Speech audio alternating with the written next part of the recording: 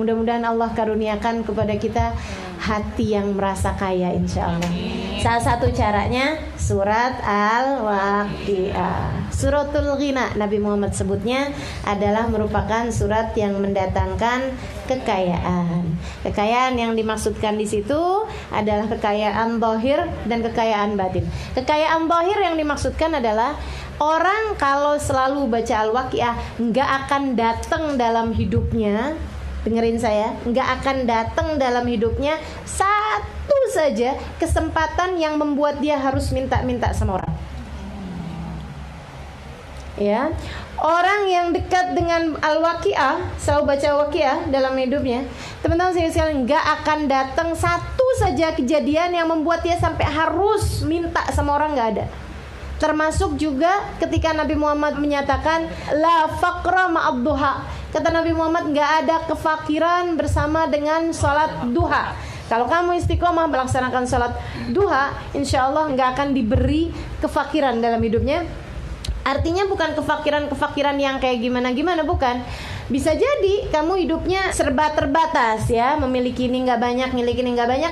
Akan tetapi yang dimaksudkan dengan orang kalau selalu istiqomah mengerjakan sholat duha di waktu pagi, tidak akan datang satu waktu, satu masa, satu kejadian yang membuat dia harus minta kepada orang lain.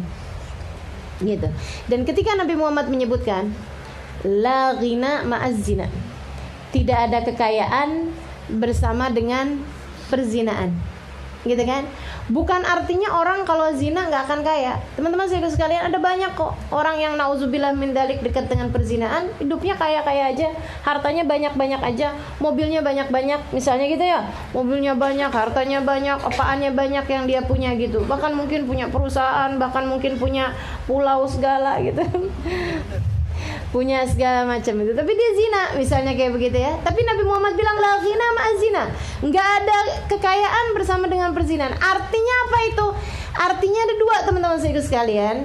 Sama dengan kekayaan itu juga artinya ada dua gitu ya. Yang pertama adalah kemiskinan batin.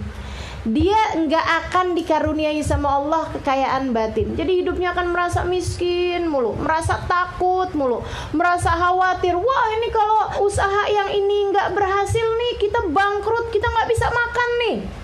Padahal duitnya masih banyak, takut nggak bisa makan, serem bener. Wah, ini kalau ada sampai orang yang datang kemudian nyuri harta kita, wah nih bisa ini nih, kalau ada yang nipu kita nanti gimana nih, usaha kita bangkrut dan lain sebagainya itu.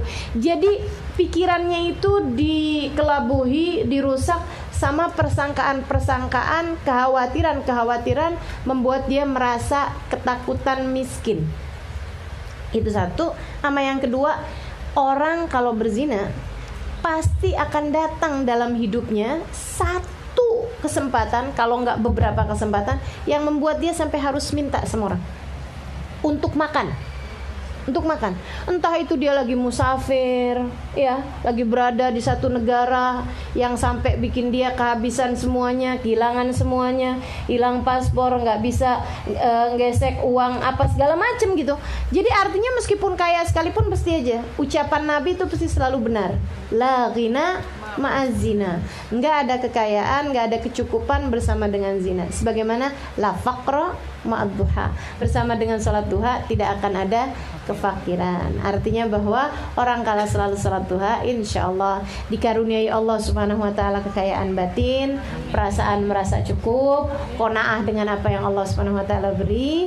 Nah itu satu. Sama yang keduanya dikasih kekayaan, artinya merasa cukup aja dalam kehidupannya, tidak akan datang dalam kehidupannya kesempatan atau waktu atau kejadian yang membuat dia harus meminta kepada orang lain untuk makannya dia, untuk kehidupannya dia.